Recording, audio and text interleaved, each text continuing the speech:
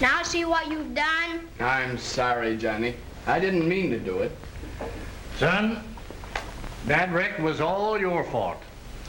You'll never be an engineer until you learn to handle your trains more carefully than that. Who wants to be a railroad engineer?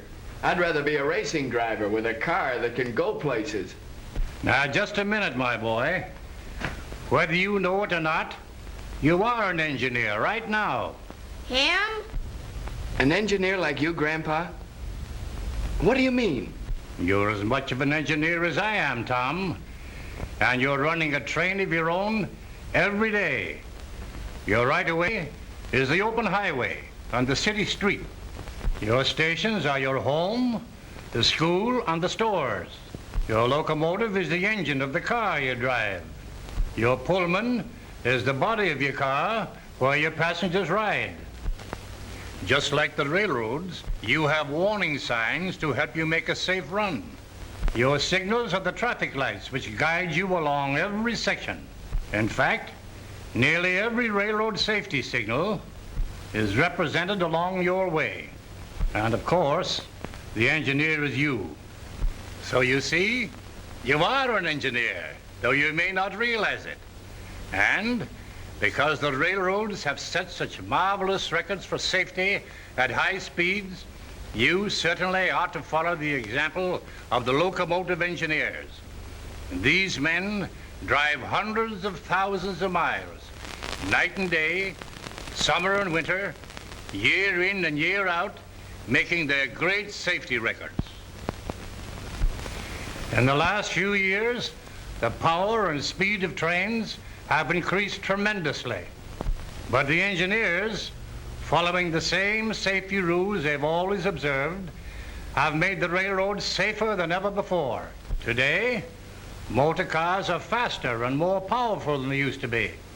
But the manufacturers have increased their safety even more than their speed.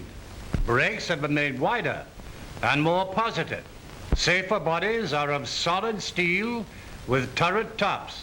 Knee action springs protect you in case of blowouts and keep you from turning over.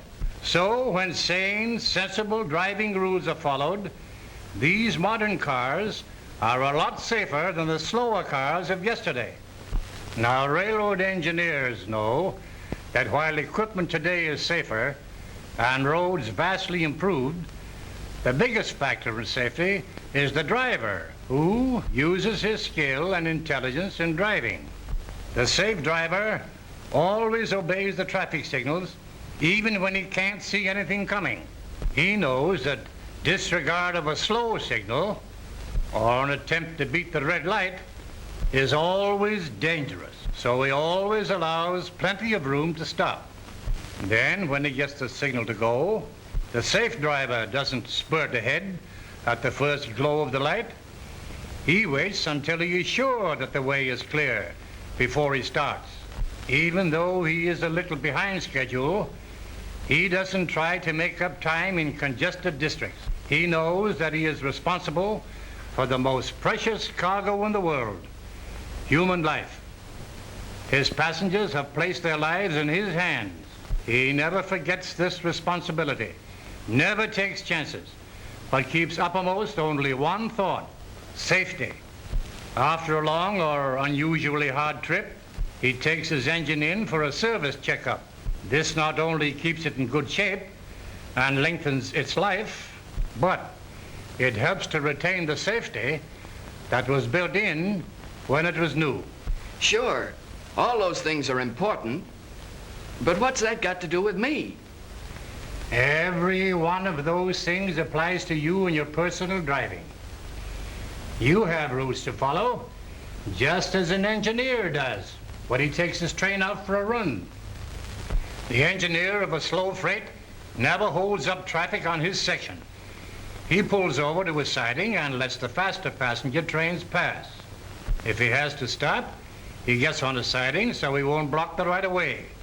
On the other hand, an engineer is never given the high ball to start around another train until the right-of-way is clear far enough ahead to give him more than ample time to pass.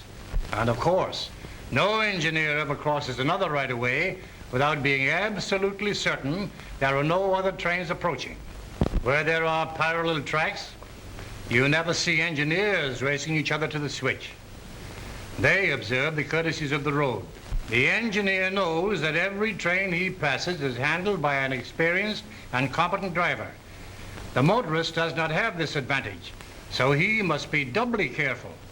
If all drivers would only stop to think of their responsibility, if they'd only realize that the lives of others are in their hands, if every motorist obeyed the traffic rules like the locomotive engineer, then all drivers would make safety records like the railroads.